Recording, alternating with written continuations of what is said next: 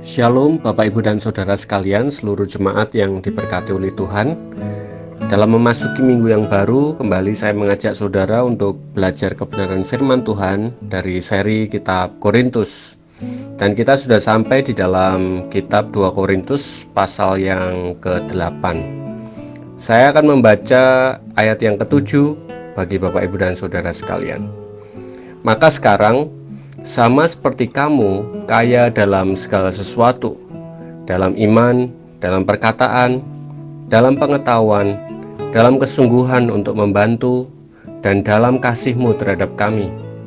Demikianlah juga hendaknya kamu kaya dalam pelayanan kasih ini.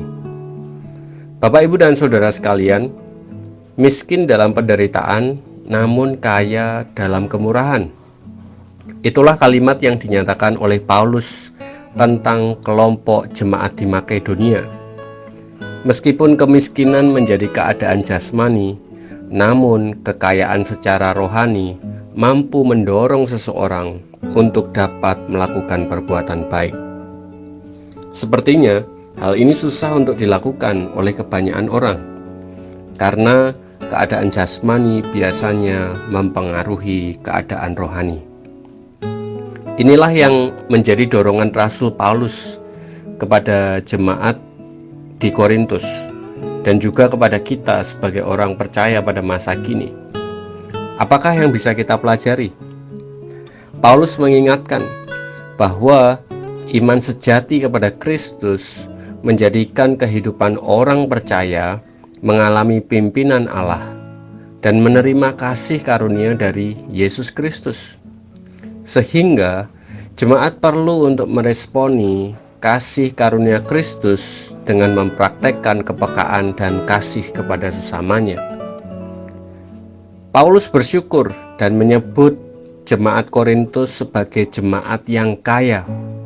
Mereka memiliki kesadaran kebenaran dan pertumbuhan iman yang baik, sekaligus juga memiliki kecukupan secara materi, sehingga mereka perlu juga untuk dapat mengasihi sesama melalui pelayanan-pelayanan secara jasmani, rohani, dan materi.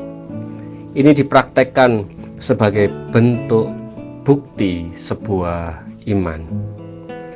Bagi kita sebagai jemaat masa kini, mari bertumbuh dalam pemahaman mengenai kaya dalam kemurahan. Menolong dan berbuat baik tidak berbicara apakah kita orang kaya atau tidak, melainkan melihat diri kita, apakah kita memiliki kepekaan kepada sesama atas dasar kasih. Tuhan memberi kita hikmat untuk dapat berbagi kasih dalam apapun keadaan kita. Mari kita saling menguatkan dan menolong satu sama lain, sehingga banyak orang menikmati damai sejahtera dan nama Tuhan dimuliakan. Puji nama Tuhan, mari kita berdoa. Terima kasih Tuhan Yesus buat kesempatan pada hari ini kami bisa belajar kebenaran firman Tuhan. Kami rindu Tuhan menjadikan kami sebagai pribadi yang kaya di dalam kemurahan. Kami rindu untuk dapat menggunakan kehidupan kami untuk kami bisa menolong banyak orang, kami bisa menguatkan banyak orang, sehingga banyak orang menikmati damai sejahtera yang daripada Tuhan. Mampukan kami Tuhan, kami percaya Tuhan akan pakai kehidupan kami, melalui perkataan, perbuatan, dan juga bahkan kehidupan materi kami. Di dalam nama Tuhan Yesus Kristus, kami berdoa. Amin. Selamat bertumbuh keluargaku, Tuhan Yesus memberkati.